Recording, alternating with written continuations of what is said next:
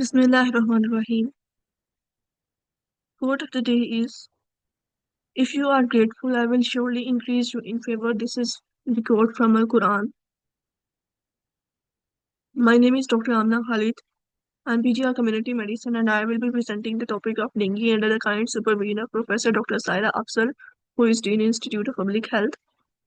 This is the outline for today's presentation. We will move from introduction to epidemiological determinants and clinical features, phases and complications, diagnosis, prevention and control measures, global and national burden, recent advances, and then the MCQs. So, introduction to dengue. Dengue is the most rapidly spreading mosquito or vector-borne viral disease worldwide. It's endemic in more than 100 countries.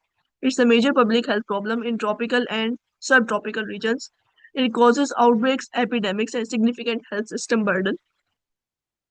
This is the epidemiological history of dengue. That from 1779 to 1780, the first documented dengue epidemics were reported globally. Sorry. In 1906, dengue was identified as a mosquito-borne viral disease, and then in 1950s, emergence of dengue hemorrhagic fever was there in Southeast Asia. In 1990s, dengue was established as a global endemic disease with multiple serotypes, and from 2000s to present, rapid increase in incidence worldwide due to urbanization, travel, and climate change. So these are the dynamics of disease transmission. That reservoirs are only humans. Mode of transmission is bite of infected female Aedes mosquito. Vertical transmission is rare. Incubation period ranges from 4 to 10 days in humans and 8 to 12 days in mosquitoes. The period of infectivity ranges from 1 day before a fever onset to 5 to 6 days after its onset in humans, and mosquitoes once infected remains infective for life. So in case of vector-borne diseases, the epidemiological determinants are the human, like host, environment, vector, and parasite or the agent. So first of all, we will discuss the agent vectors. The agent in our case, like in the case of dengue, is dengue virus from the family flavivirus, and it has 4 serotypes ranging from Dengue 1 to Dengue 4. It's an RNA virus, and lifelong immunity develops to the same serotype. Partial and temporary immunity develops to the other serotypes, and a severe disease is associated with secondary infection. These are the vector factors. The vector in this case is Aedes mosquito. Primarily, it's Aedes aegypti, and secondarily, it's Aedes albopictus. And the biting behavior of the mosquito is day biting, peak in early morning and late afternoons. And the breeding sites are clean, stagnant water, like containers, tanks, tires, etc. The longevity is 2 to 4 weeks, and it can transmit virus throughout life once infected. The flight range of this mosquito is usually less than 100 meters, making local transmission prominent. This is the transmission cycle of the disease, that infected mosquito infects the healthy person, and the healthy person becomes infected, and then the disease can spread from this infected person to the other mosquitoes as well. So the host factors are that all age groups and both sexes are involved are equally susceptible. Previous dengue infection increases the risk of severe dengue. Severe disease is more common in children in endemic areas. Diabetes, pregnancy, and chronic diseases increases the severity of disease, and lack of personal protective measures will increase the disease. Travel to endemic or outbreak areas can also increase the susceptibility. Environmental factors include the climate, that high temperature, humidity, and rainfall. Seasons include monsoon and post-monsoon periods. Urbanization, like overcrowding and unplanned urban growth. Water storage practices like open containers and rooftop tanks. Sanitation includes poor solid waste management, and vector ecology.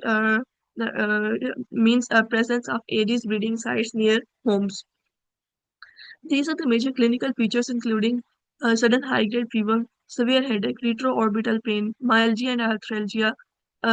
Because of these pains, it's also called break bone fever, nausea and vomiting, rash, that's maculopapular or petechial rash, mild bleeding manifestations.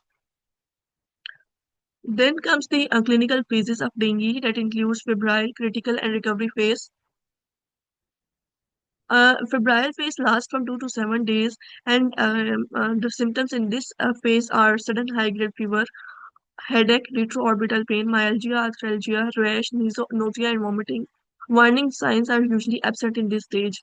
Then comes the critical phase that lasts from only 1 to 2 days. Uh, but here the warning signs may appear, including the severe abdominal pain, persistent vomiting, mucosal bleeding, lethargy, and liver enlargement. And plasma leakage, hemoconcentration, pleural effusion, ascites, and hypotension are seen in this phase. In the recovery phase, that comes after a critical phase, 2 to 3 days after that, reabsorption of the extravascular fluid now starts, and stabilization of the vital signs is there. Improvement in general condition now occurs, and the rash is in this phase is maculopapular rash, that is also called convalescent rash. So this is again another depiction of the febrile, critical, and convalescence or recovery phase.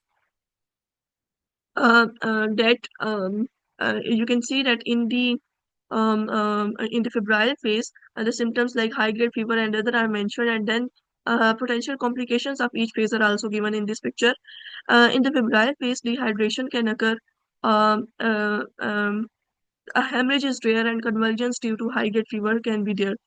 In the critical phase, plasma leakage is there, but it's unrecognized, but it can lead to shock, and prolonged shock can lead to death and metabolic abnormalities.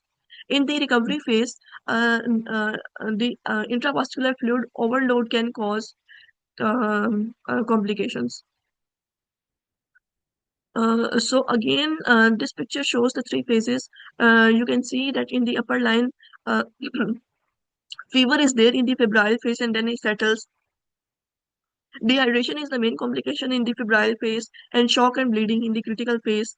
Hematocrit and platelets are normal in the febrile phase, and then platelets start decreasing, and hematocrit start increasing in the critical phase, and then again they get normal in the recovery phase.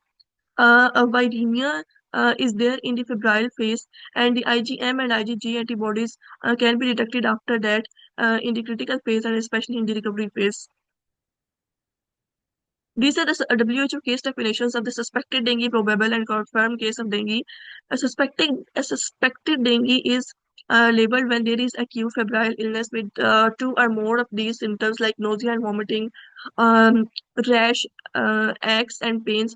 A positive tourniquet test, I will describe it later. Leukopenia or any of the warning signs, or living in or travel to the endemic areas. Then we have probable dengue. That's actually a suspected case plus at least one of these symptoms. There is evidence of plasma leakage or the hemorrhagic manifestations, or the platelet count is less than 1 lakh, or the lab evidence is there, including positive IgM. The confirmed case is labeled when the laboratory confirmation of the one of the following is there, like isolation of the dengue virus, detection of viral RNA, detection of the dengue NS1 antigen, or the fourfold increase in IgG antibodies. So WHO classifies dengue into three categories, like dengue without warning signs, with warning signs, and severe dengue. So this is the pictorial presentation of the same thing, that dengue without warning signs, then with warning signs, and if both of them can be converted into severe dengue if not managed properly. And the severe dengue now involves the severe plasma leakage, severe hemorrhage, severe impairment, and the plasma leakage can lead to shock and fluid accumulation with respiratory distress due to pulmonary edema and pleural effusion, etc. And the organs involved are liver, CNS, and heart and other organs. In case of liver, EST or ALT are higher, like more than 1000. And if CNS is involved, there will be impaired consciousness. Okay, this is the picture of dengue complications given by WHO for the general public. That actually these are the warning signs for general public that if these appear, you have to seek immediate hospital care. These includes bleeding gums, fatigue or restlessness, blood in vomit, rapid breathing, persistent vomiting, and severe abdominal pain. These are the complications of dengue fever, including hemorrhagic complications. Fluid overload can lead to ascites, pleural effusion, pulmonary edema, metabolic acidosis, and electrolyte imbalance, severe shock, acute respiratory distress syndrome, hyperglycemia, or even hypoglycemia, nosocomial infections, myocarditis, hepatitis. So, majorly all of the organs are basically involved. So, this is the WHO diagnostic criteria for classical dengue, dengue hemorrhagic fever, and dengue shock syndrome. Classical dengue is labeled when there is acute febrile illness with two of the following symptoms, including headache, retroorbital pain, myalgia, arthralgia, rash, leukopenia, or mild hemorrhagic manifestations. Then we have dengue hemorrhagic fever. All of the following should be present in the dengue hemorrhagic fever to be labeled, including fever, hemorrhagic tendency, thrombocytopenia, plasma leakage. When the hematocrit rises for more than 20%, pleural effusion is there, ascites, or hyperproteinemia. Dengue shock syndrome. Dengue shock syndrome is labeled when the criteria of dengue hemorrhagic fever is met along with the symptoms of shock. There is evidence of narrow pulse pressure, less than 20 mm mercury, or hypotension with signs of poor perfusion like cold, clammy skin, rapid weak pulse, and restlessness. So again, the difference between the three bleeding manifestations is absent in the classical dengue fever, but present in DHF, and in shock, severe bleeding may occur. Tourniquet test is negative in classical dengue and positive in the other two. Platelet count is normal or mildly decreased in the classical dengue and markedly low in the other two. Plasma leakage is absent in the classical dengue but present in the other two and severe in the dengue shock syndrome. Hematocrit is also normal in the classical dengue and it's high in the other two. All right. Shock is present in only dengue shock syndrome. Then pulse pressure is more decreased in dengue shock syndrome. Then organ involvement is rare in classical dengue, present somewhat, including the involvement of liver and CNS in the dengue hemorrhagic fever, and it's more common. Multi-organ failure occurs in the dengue shock syndrome. So, classical dengue is self-limiting. Dengue hemorrhagic fever, if treated, is well, but it can be fatal if not treated well. And dengue shock syndrome can lead to high mortality without prompt treatment. These are the major laboratory investigations done for the case of dengue. In CBC, we can see leukopenia, thrombocytopenia, and rising hematocrit. The hematocrit can increase for more than 20%, and platelet count decreases can go less than 1 lakh. And the serology includes dengue NS1 antigen is positive in the early phase from the day 1 to 5. So, from the day 1 to 5, we go for NS1, and after that, from day 5 onwards, we go for dengue IgM antibody.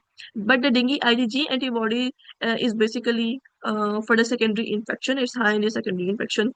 Or we have to go for the fourfold increase of IgG antibodies to see the current infection. LFTs includes AST and ALT. These are elevated, and AST is more increased than ALT.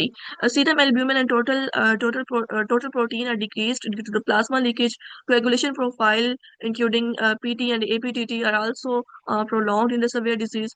RFTs may be elevated in the shock or severe dengue. Chest X-ray can show pleural effusion. Ultrasound abdomen can show ascites, and arterial blood gas can show metabolic acidosis in the severe case of shock. So this is the tourniquet test, also called Hess test in dengue. The tourniquet test is basically a bedside clinical test. It's used to assess capillary fragility. Right. So the procedure is to that we inflate the BP cuff, and the pressure is maintained between systolic and diastolic BP for the duration of 5 minutes. Then we deflate the cuff and we wait for 1 to 2 minutes and then examine the skin below the cuff. How to interpret the test? Test is labeled positive when 20 or more than 20 petechiae per 1 inch, that is 2.5 centimeter into 2.5 centimeter area appears, and it's labeled negative when fewer than 20 petechiae are there. So WHO gives the diagnosis like there are direct methods and indirect methods. The indirect methods includes the serology of IgM and IgG, and the direct methods include the isolation of the virus and genome detection and NS1 detection. And you can see that uh, uh, we are more confident in case of the direct methods, but as these are less accessible, so we actually go for the indirect methods. This is the general management of the patient of dengue. A case of dengue, that we should advise him or her the bed rest, especially during the febrile and critical phase. Temperature control should be done with the paracetamol only, and NSAIDs should be avoided that can increase the bleeding risk. Hydration with the oral fluids is preferred, and IV fluids are given only if indicated. And nutrition should be light, easily digestible diet, but we have to avoid the dark colored drinks because we have to monitor the color of urine as well to see the bleeding tendency. So this is the fluid management. That's the cornerstone stone of treatment in the case of dengue. That dengue without warning signs is managed according to the plan A. Oral fluids are given, including ORS, water, juices, etc. It's the case is dealt in OPD, and we have to monitor for the warning signs. A patient with warning signs is managed according to the plan B. He's admitted to the hospital, and IV isotonic crystalloids are given to him, including normal saline and ringer, and frequent monitoring of the vital signs and hematocrit should be done. In case of severe dengue or the shock, plan C has to be followed, where we admit the patient in ICU, and now we have to give the colloids, and rapid IV fluid resuscitation should be done, including the Hemocell and blood transfusion if required. We have to do in this stage.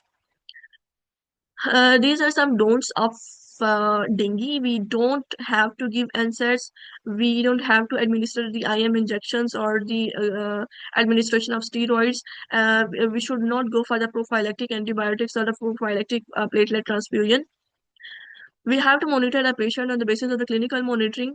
We have to check the vital signs, capillary refill, pulse pressure, bleeding manifestations, and fluid balance chart should be maintained. For laboratory monitoring, we have to monitor the hematocrit, platelet count, liver enzymes, including AST, ALT, electrolytes, and coagulation profile if bleeding has started now. This is the global burden of dengue that cases reported to WHO were around 5 lakh in 2000, and in 2024 these have has increased to 14.6 million, and it's an endemic in more than 100 countries. And during 2024 there was a historic rise of cases that's mentioned, 14.6 million, and 12,000 dengue related deaths were reported.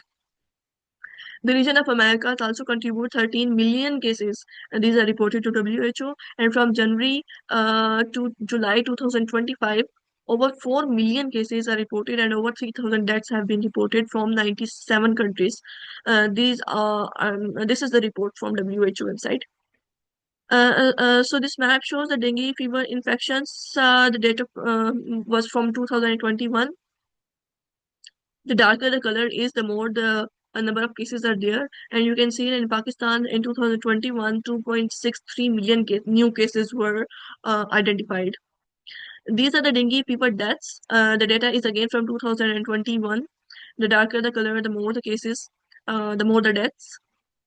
So the national burden, this is the data of 2022, that around 25,000 confirmed cases and 62 deaths, with a case fatality rate of 0.25% were reported from Pakistan. This is the map showing and that how different provinces are reporting the cases,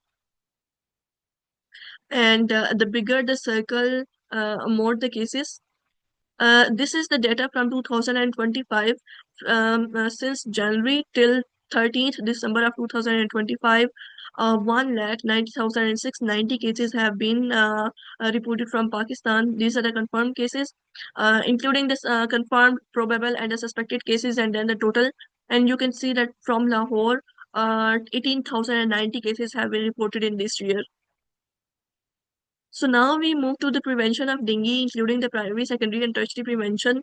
The primary prevention includes the personal protection using the mosquito repellents, long sleeve shirts and pants, bed nets. Environmental management includes the we have to eliminate the mosquito breeding sites. We have to cover the water storage. Waste management should be done. Community participation with we have to engage the communities. We have to educate the population and vaccination where it's applicable. The vaccination options include dengue vexia and Q dengue. That's TAC 003. Dengue vexia is a tetravalent live attenuated vaccine and available for children and adolescents 9 to 16 years for the lab confirmed cases. All right. And Q dengue is given for children 6 to 16 years, where there is higher density of the dengue transmission, and two injections are given 3 months apart. Secondary prevention includes surveillance. We have to monitor the cases through reporting systems. We have to identify the hotspots. Outbreak investigations include rapid response teams to investigate the clusters and then the laboratory confirmation. We have to go for the integrated vector control. Targeted insecticide spraying should be done, biological control of the vectors, and then the source reduction. Tertiary prevention includes the case management, as already mentioned, hospital preparedness to ensure the availability of ICU and blood products for the severe cases and train the healthcare workers as well. Follow-up and rehabilitation and surveillance feedback. All right, then we have right. For the prevention, we have to follow the 4S in dengue prevention and control. We have to search and destroy the mosquito breeding sites, self-protection measures, say no to the indiscriminate fogging, and seek early consultation. These are the 4S strategy. So this is integrated vector management involving all the sectors involved in its management. Alert generation. Alert generation is based on the Bradley index. If it's more than 3% alert, threshold is the second thing. One lab confirmed case and three suspected or probable cases. Outbreak threshold involves one lab confirmed case plus six suspected or probable cases, and GIS alert based on geotagging when three circles overlap. This alert generation and dengue data situational analysis meetings are done in IPH Lahore. So we move to the recent updates. DIAG is a dengue expert advisory group that was formed in after the epidemic of 2011 that compiles all the data and provides protocols for the treatment guidelines. So under NIH, this is the advisory for the prevention and control of dengue fever, and they have mentioned some important points for the public health actions, including strengthening of the disease surveillance, IBM, personal protection, risk communication and community engagement, monitoring and evaluation, laboratory diagnosis, treatment, and reporting. So this is the policy dialogue done in IPH on the dengue control and prevention. National Dengue Day is celebrated on May 16 for the awareness purpose. This is the article published in New England Journal of Medicine. It shows that another third vaccine is being tested. It's under different levels of trials. Live attenuated tetravalent glutathione dengue vaccine in children and adults, and it's showing the um, better efficacy against DenV1, 89.5%, and DenV2, the efficacy is 69.6%, and it's not calculated for the DenV3 and 4. Okay, this is another article showing the global and regional national burden of dengue infections in children and adolescents. And you can see that the Delhi's has consistently increased, and the incident cases are increased by 64.43%, and the death age adjusted standardized death rate is highest in the Southeast Asia. So climate warning for the dengue burden, that there is increase of 18% cases with the climate change, and under the highest emission scenario, we estimate that 62 million people are currently living in places with the where dengue risk is higher. So the impact of climate change again, done. Another study is done. All right.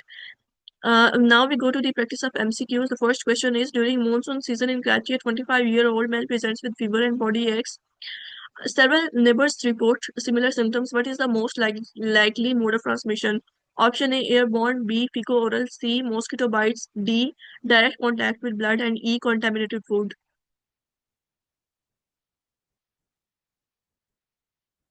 So it's mosquito bite. Question C. number two. Yes, option C. Question number two: a traveler returns from Thailand, develops fever and rash. Which factor increases his risk of severe dengue? Option A, first dengue infection. Option B, secondary dengue infection. C, age more than 60. D, vaccination history or wearing long sleeves. B.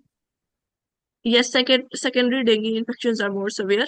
Question number three: a patient on day 5 of dengue fever develops persistent vomiting, abdominal pain, and mucosal bleeding. This phase is called febrile or critical or recovery or incubation or the latent phase. B. Yes, critical phase.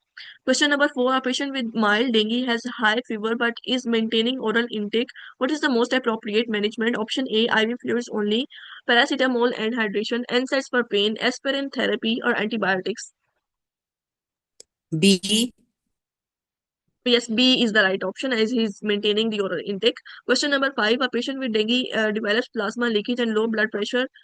Which is the most critical intervention at this stage? Option A, oral fluids; B, or IV fluids, or a blood transfusion, or antivirals, or steroids. B. Yes, B is the right option. Question number six: a 12-year-old girl presents with persistent vomiting, abdominal tenderness, and mucosal bleeding. She is afebrile on day 6 of illness. Vital signs are BP 80-50, pulse 120, narrow pulse pressure. Which pathophysiological process is most responsible for her clinical state? Option A, direct viral cytotoxicity; B, immune complex mediated nephritis; option C, plasma leakage due to increased capillary permeability; D, secondary bacterial sepsis; and E, autoimmune hemolysis. C. Yes, plasma leakage. Question number seven. A community survey identifies dengue cases clustered around households with uncovered water storage tanks and discarded tires. Which vector control strategy would be most effective in this setting? Option A, indoor residual spraying. Option B, larval source reduction and container management. Or vaccination of all household members, or mass administration of antivirals, or personal mosquito repellents only. B. Yes, option B. Question number eight. A patient presents with fever for 3 days and generalized maculopapular rash. NS1 antigen is positive. Which phase of dengue is he most likely in? Option A, incubation phase, or febrile phase, or critical, or recovery, or convalescent phase. A.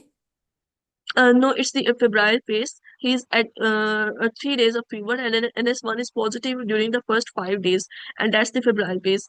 Question number nine is: a pediatric patient presents with high fever and vomiting. Ultrasound shows ascites and pleural effusion.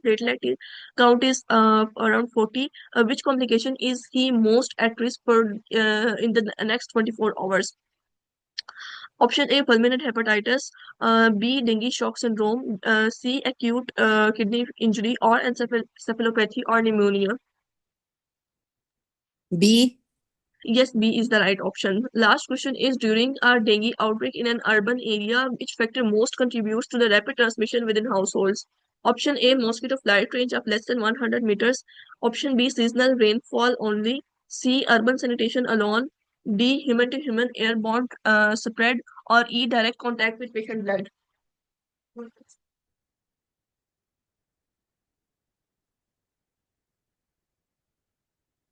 A. Okay, option A is the right answer. Yes, this is the answer key to the questions. This is the YouTube channel of Institute of Public Health where this presentation will be uploaded. And thank you.